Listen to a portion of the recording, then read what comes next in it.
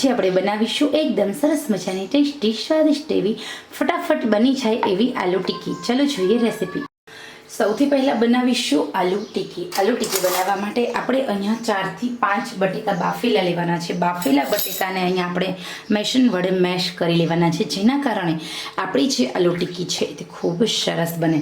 કારણ કે આલુ ટિક્કી બનાવવા માટે બાફેલા બટેકામાં સહેજ પણ કણક ના રહેવી જોઈએ અને એને એકદમ આપણા જે આલુ ટિક્કી હોય છે એને વધારે ટેસ્ટી બનાવવા માટે આપણે એને છીણવી ખૂબ જરૂરી છે।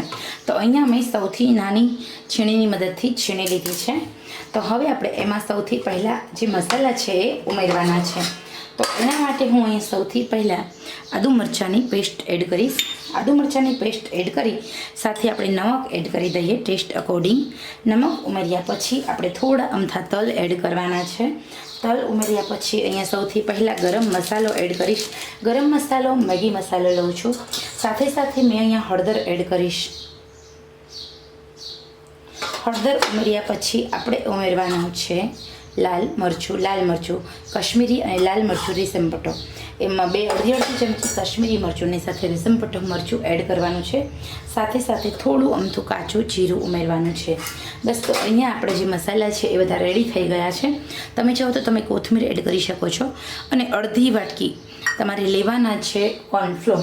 આ કોર્નફ્લોરની મદદથી ખૂબ સરસ મજાનું ટેસ્ટી તમારે જે સાથે સાથે આપણે ઓર્ગેનો લેવાનો છે। અહીંયા તમારે ચીલી ફ્લેક્સ લેવા હોય તો લેવાના, પરંતુ મેં લીધું છે અંદર ઝીણું ઝીણું લીલું સમારેલું મરચું એટલે લાલ મરચું, એટલે ચીલી ફ્લેક્સ નથી લેતી। હવે આપણે ટિક્કીને સરસ રીતે સાઈડ કરી લેવાની છે।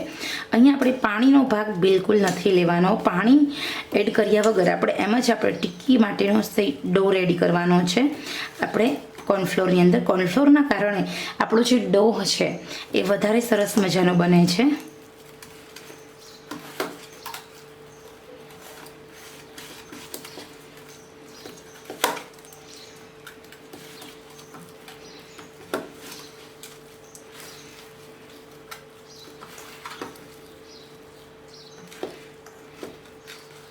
તમારે ફરાળમાં આલુ ટિક્કી બનાવવી હોય તો તમે જે શિંગોડાનો લોટ આવે છે એ તમે આના જે કોર્નફ્લોરનો લોટ આપણે લીધો છે અડધી વાટકી, એને બદલે તમે લઈ શકો છો। તો અહીંયા આપણો એકદમ સરસ મજાનો ડો રેડી થઈ ગયો છે। ડો રેડી થઈ ગયો છે। આપણો હાથ છે એ થોડો પાણીવાળો અને થોડો તેલવાળો એવી રીતે કરી અને આપણે સહેજ હવે જે ટિક્કી છે આપણે એ બનાવવાનું સ્ટાર્ટ કરીશું। તો અહીંયા આપણે તમે ટિક્કી બનાવવાનું સ્ટાર્ટ કરીશું। તો ટિક્કી બનાવવા માટે સૌથી પહેલાં આપણે ટિક્કીનો શેપ આપીશું।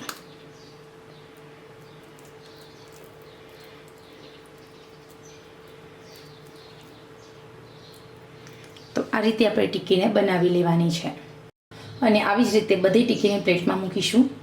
તો અહીંયા આપણી સરસ મજાની આલુ ટિક્કી બની ગઈ છે। ચાલો આપણે તૈયાર થયેલ આલુ ટિક્કીને ફ્રાય કરીશું। તમે ચાહો તો તમે તળી પણ શકો છો, પરંતુ ઓછા તેલમાં આપણે આલુ ટિક્કીને ફ્રાય કરીશું। ગેસ પર નોનસ્ટિક લીધી છે, એની અંદર મેં તેલ ગરમ કરવા મૂક્યું છે। તેલ એકદમ ઓછું છે અને તેલમાં આપણે ટિક્કીને ફ્રાય કરવાની છે। તો એકદમ તેલ ઓછું લેવાનું અને ઓછા તેલમાં જ આપણે ટિક્કીને ફ્રાય કરવા માટે મૂકીશું। તેલમાં જ્યાં જગ્યા હોય ત્યાં સાચવીને આપણે ટિક્કીને ફ્રાય કરવાની છે। ગેસની આંચ એકદમ સ્લો ટુ મીડિયમ રાખવાની છે અને મીડિયમ આંચે જ આપણે ટિક્કીને ફ્રાય થવા દેવાની છે। કોર્નફ્લોરના હિસાબે ટિક્કી તમારી ફાટશે નહીં અને ટેક્સચર ખૂબ સારું આવે છે, એટલા માટે આપણે એમાં કોર્નફ્લોર એડ કરવાનો છે।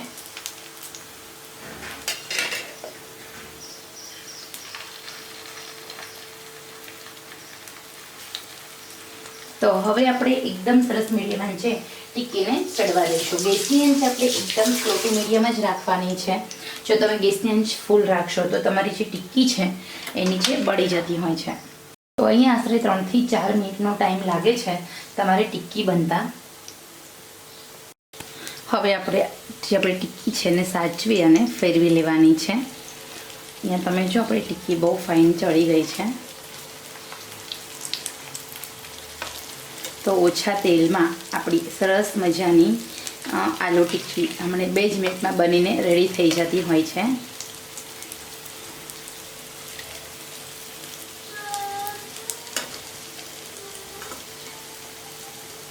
તો અહીંયા આપણે સાચવીને આપણી બધી જ ટિક્કીને ફેરવી લીધી છે। હવે આપણે 2 થી 3 મિનિટ મીડિયમ આંચે ચડવા દઈએ। તો અહીંયા આલુ ટિક્કી બનીને એકદમ રેડી છે, તમે જોઈ શકો છો. આવી રીતે તમે પણ આલુ ટિક્કી બનાવો.